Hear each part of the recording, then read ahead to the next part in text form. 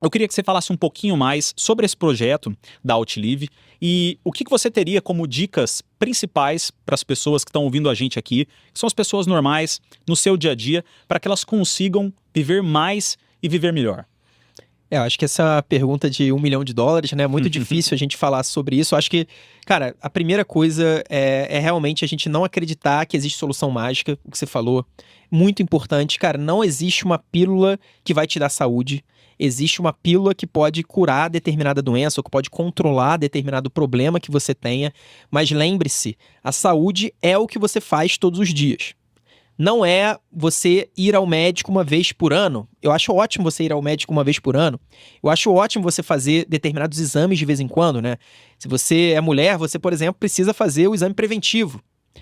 Se você é homem, você vai ter outros exames para fazer. Depois a gente vai discutir esse tipo de coisa. Mas a base da sua saúde é o que você faz todos os dias. Então vai desde, por exemplo, a gente tá aqui tomando água, cara. Tem gente que não toma água suficiente. Tem gente que bebe só refrigerante. Você já ouviu pessoa desse tipo? Com certeza. Então, tem gente que realmente ignora a saúde de uma forma que depois ela acaba se arrependendo, né? Porque o que eu falei sobre trocar o curto prazo, né? Trocar o prazer imediato pelo longo prazo, significa basicamente você sempre estar preocupado com as suas urgências. Então eu tô com uma urgência de comer um doce, eu tô com uma urgência de fumar um cigarro, e vai chegar o momento em que a sua urgência vai ser recuperar a saúde. Então, depois que você descobre determinado problema, isso acontece, é muito comum, inclusive, a pessoa para de fumar porque descobriu que estava com a doença tal, descobriu um câncer, descobriu que teve quase um infarto, teve uma angina, por exemplo, a pessoa fica assustada e para de fumar. O grande problema é que, às vezes, você não tem tempo, né? Às vezes, você não tem tempo de parar de fumar e aí sim recuperar a sua saúde. Então, eu acho que, primeira coisa, vamos priorizar de fato as coisas mais importantes da vida, e aí não tem como a saúde não estar em primeiro lugar. Se você tiver filhos, talvez a saúde dos seus filhos esteja em primeiro lugar, provavelmente. Mas, cara, vai continuar sendo a saúde, vai ser a saúde deles. E a sua saúde, ela também vai ser sempre lá entre os primeiros lugares, até porque sem saúde você não vai conseguir cuidar dos seus filhos. Então acho que começa você, na verdade, colocando em primeiro lugar e entendendo que não existe solução mágica, não existe milagre, não existe pílula, não existe exame, não existe tratamento. O que existe, na verdade, é você fazendo as bases da medicina, que na verdade sempre foi, né? A gente sempre soube. Acho que a medicina ela evoluiu em muita coisa, mas há quantos milhares de anos não se sabe que a alimentação é fundamental para a saúde? Sim. No mínimo desde Hipócrates, né, que é o grande médico grego da antiguidade, a gente já sabe que a alimentação é a base da saúde. E aí quando eu falo de alimentação, eu estou incluindo também a hidratação.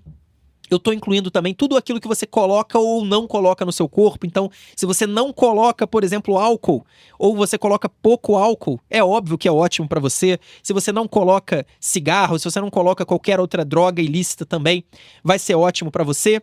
E atividade física, né? Antigamente, é o que o Jorge falou, não é que as pessoas paravam em determinados 40 minutos, 1 hora, para fazer uma atividade física. Elas estavam sempre fazendo atividade física. Aí você vai falar, pô, Eduardo, mas cara, e como é que eu vou fazer agora? Eu trabalho 8, 10 horas por dia.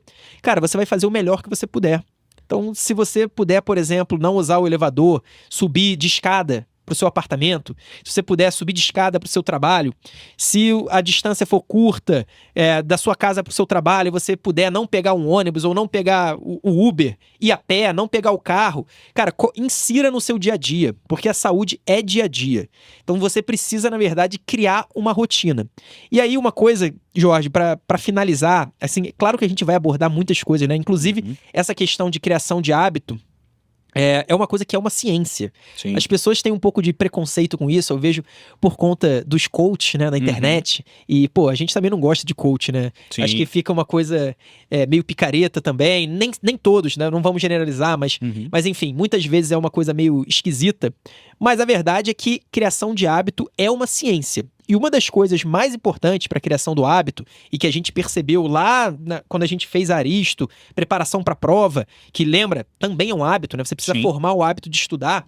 Mas uma das coisas que mais facilita a criação desse hábito é a criação de uma comunidade. Você ter várias pessoas que estão fazendo a mesma coisa. Quem aí nunca teve a experiência de começar a fazer uma dieta sozinho dentro de casa? A sua família toda tá comendo as mesmas coisas, aquelas coisas que você adora, que você não pode comer, e você é o único que tá fazendo uma dieta. É sempre muito difícil, né? É muito mais fácil quando você tá com sua família inteira, por exemplo, fazendo uma dieta, ou então você tem uma companhia para ir na academia, para fazer exercício físico. É óbvio que é muito mais fácil quando você tá rodeado de pessoas com o mesmo objetivo.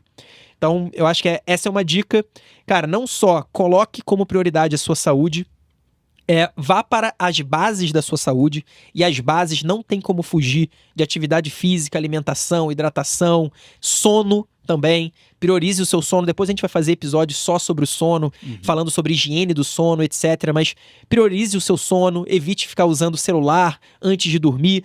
Na verdade, evite levar o celular para o quarto. Eu acho que isso já é uma dica importante sobre sono, cara. Não leve o seu celular para o quarto. Deixa carregando fora do seu quarto, na sala, e aí no dia seguinte você vê.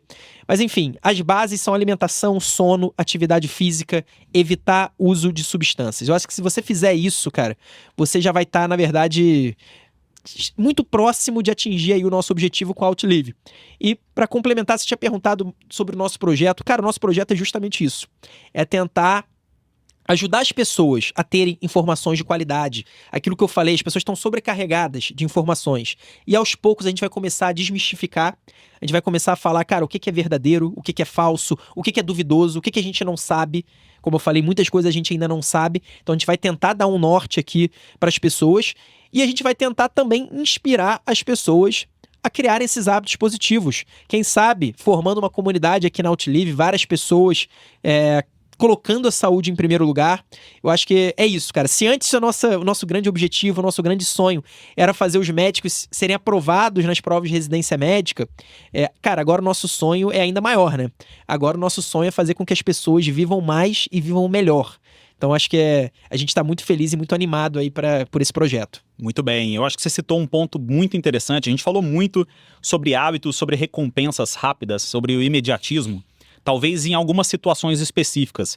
Mas a gente tem que lembrar também que a construção de uma alimentação saudável, de uma prática regular de exercício físico, os resultados que isso traz, seja a manutenção do peso, o ganho de massa muscular, por exemplo, isso acontece de forma paulatina. Não é de uma hora para outra. Muitas vezes a pessoa acaba se desanimando, porque, poxa, eu entrei na academia, eu tô comendo melhor, mas eu não tô forte.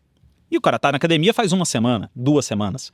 Ou seja, saiba que construir bons hábitos é algo que demora um certo tempo. Você precisa entender que tornar-se saudável não é algo fácil, senão todo mundo seria saudável. É algo que realmente exige priorização, que você consiga colocar quais são as suas prioridades nesse momento e consiga seguir bons hábitos. E também, outra coisa que é importante, transformar maus hábitos em bons hábitos. A gente sabe que, e como o Eduardo falou, é um tema que eu gosto bastante, sobre o estudo dos hábitos em si. Existe uma ciência por trás disso, e é importante que a gente fale sobre isso, porque muitas vezes a pessoa acaba nem reconhecendo que aquilo que ela faz é um hábito ruim. E muitas vezes quando ela se pega, ela tá lá, comendo alguma coisa ruim, assistindo rolando Reels ali no Instagram, ou fazendo algo que ela sabe que não ajuda em nada a saúde dela. Então é muito importante que a gente consiga entender que é uma coisa ativa, a gente precisa ir atrás disso, e que os resultados eles não são imediatos. A gente precisa entender que o resultado é a longo prazo. Como você bem falou, tanto na vida financeira, vida pessoal, no nosso trabalho, as coisas acontecem sendo feitas dia a dia.